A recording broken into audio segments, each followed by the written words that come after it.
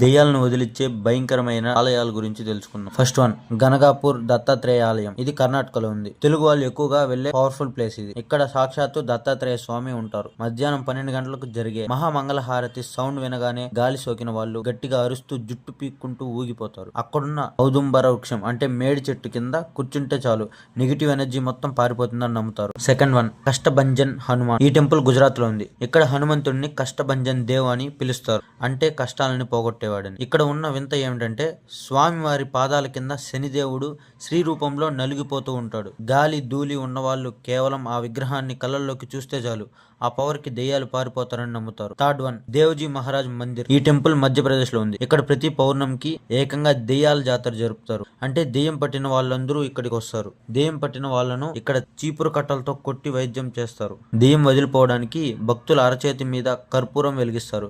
చెయ్యి కాలకుండా ఆ కర్పూరం కాలిపోతే ఆత్మ వెళ్ళిపోతుందని నమ్ముతారు.